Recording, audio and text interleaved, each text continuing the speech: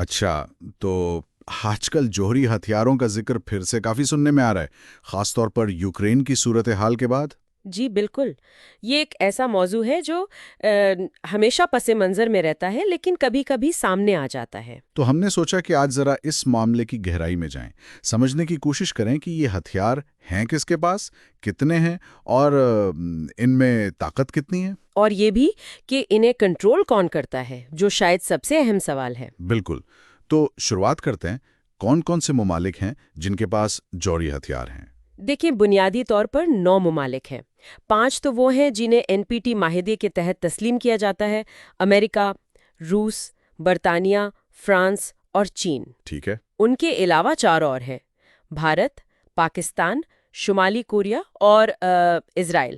حالانکہ اسرائیل سرکاری طور پر نہ تصدیق کرتا ہے نہ تردید۔ صرف 9 ممالک؟ یہ سن کر تھوڑا عجیب لگتا ہے کہ اتنی خطرناک چیز اتنی کم جگہوں پر ہے۔ اچھا، تعداد کتنی ہے ان کی کل ملا کر؟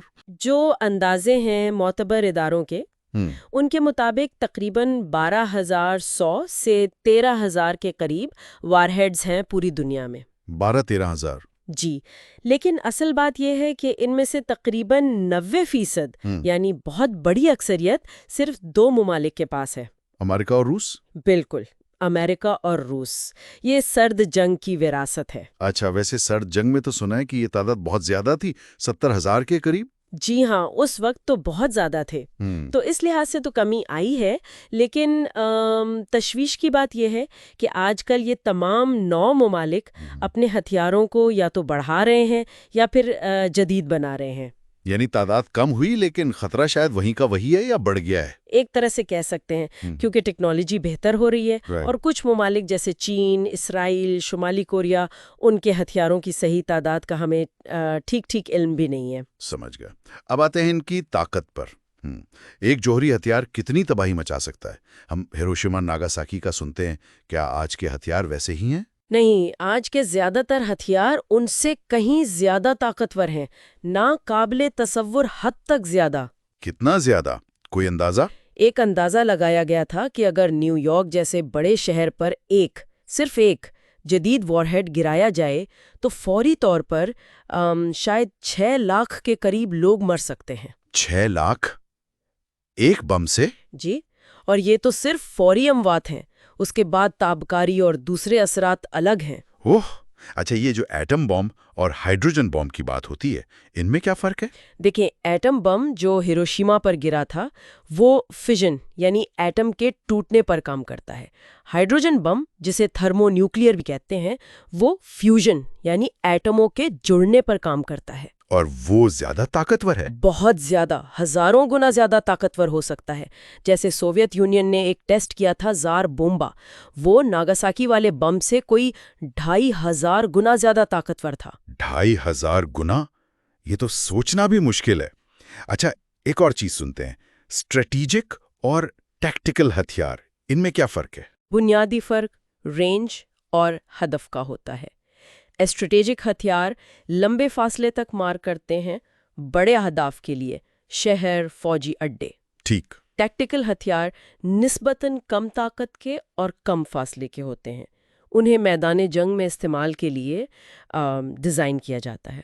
لیکن کم طاقت کا مطلب یہ نہیں کہ وہ خطرناک نہیں ہے؟ بالکل نہیں، یہ کم طاقت والے بھی ہیروشیما یا ناگاساکی بم جتنے یا ان سے زیادہ تباہ کن ہو سکتے ہیں۔ امریکہ کا ایک نیا وار ہیڈ ہے W76-2، وہ کم طاقت والا کہلاتا ہے، لیکن وہ بھی ناگاساکی بم کی طاقت کا تقریباً 1/4 ہے۔ ناگاساکی میں 40,000 لوگ فوراً مر گئے تھے۔ تو یہ کم طاقت والی اصطلاح بھی گمراہ کن ہو سکتی ہے۔ جی بالکل۔ اچھا، سب سے بڑا سوال، اتنی تباہی کا بٹن، یہ اختیار کس کے پاس ہے؟ فیصلہ کون کرتا ہے؟ یہ ہر ملک میں تھوڑا مختلف ہے، لیکن عموماً یہ اختیار ملک کے اعلیٰ ترین سیاسی یا فوجی رہنما کے پاس ہوتا ہے۔ جیسے امریکہ اور فرانس میں صدر کے پاس، برطانیہ میں وزیر اعظم، روس میں بھی صدر، لیکن شاید وزیر دفاع اور چیف آف سٹاف کی منظوری بھی شامل ہوتی ہے۔ اور بھارت، پاکستان؟ بھارت اور پاکستان اور غالباً اسرائیل میں بھی یہ اختیار ایک کمیٹی کے پاس ہے، یعنی کوئی ایک شخص نہیں بلکہ ایک چھوٹا گروپ فیصلہ کرتا ہے۔ چین میں سینٹرل ملٹری کمیشن۔ اور کیا ایسا بھی ہوتا ہے کہ اگر مرکزی قیادت سے رابطہ ٹوٹ جائے تو کوئی اور فائر کر سکے، جسے شاید پری ڈیلیگیشن کہتے ہیں؟ جی ہاں، ایسے انتظامات موجود ہوتے ہیں، لیکن ظاہر ہے ان کی تفصیلات بہت خفیہ رکھی جاتی ہیں۔ مقصد کیا ہوتا ہے ان کا؟ مقصد یہ کہ اگر ملک پر پہلا حملہ ہو جائے اور قیادت ختم ہو جائے تو بھی جوابی کارروائی کی صلاحیت رہے۔ امریکہ کے پاس ایسے منصوبے ہیں۔ روس کا ڈیڈ ہینڈ سسٹم سنا ہوگا آپ نے، ہاں، سنا ہے۔ اور برطانیہ میں آخری خطوط ہوتے ہیں جو آبدوز کمانڈروں کو دیے جاتے ہیں۔ یہ تو بہت سنگین معاملات ہیں۔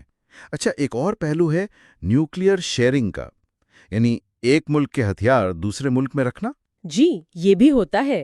نیٹو کے کچھ ممالک ہیں، بیلجیم، جرمنی، اٹلی، نیدرلینڈز، ترکی، جہاں امریکی جوہری ہتھیار رکھے ہیں۔ اچھا، یعنی ان ممالک کی اپنی فوج انہیں استعمال کر سکتی ہے؟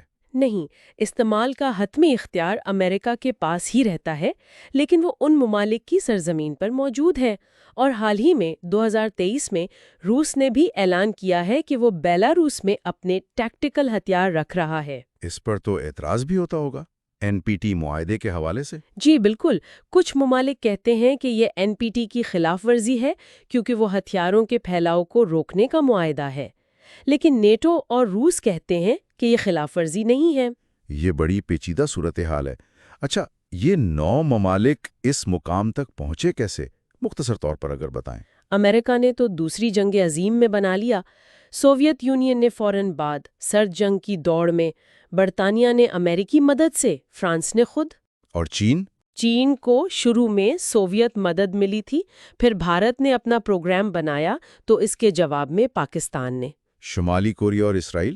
شمالی کوریا نے کہا جاتا ہے کہ سوویت یونین اور پھر پاکستانی مدد سے بنایا، اور اسرائیل نے بہت خفیہ طریقے سے یہ صلاحیت حاصل کی جس کا وہ اقرار نہیں کرتے۔ کیا ان ہتھیاروں سے جان چھڑانا ممکن ہے؟ کیا کسی ملک نے اپنے ہتھیار ختم کیے ہیں؟ تاریخ میں صرف ایک مثال ہے، جنوبی افریقہ کی۔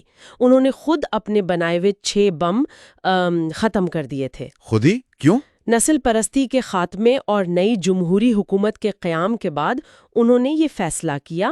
اس کے علاوہ جب سوویت یونین ٹوٹا تو بیلاروس، قزاقستان اور یوکرین نے اپنے علاقے میں موجود ہتھیار روس کو واپس کر دیے۔ بوڈاپیسٹ میمورنڈم کے تحت شاید؟ جی بالکل، جس کے بدلے انہیں سیکیورٹی کی ضمانتیں ملی تھیں جو بعد میں متنازع ہو گئیں۔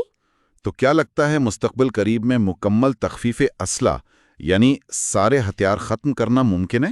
زیادہ تر ماہرین کا خیال ہے کہ اس کا امکان بہت کم ہے۔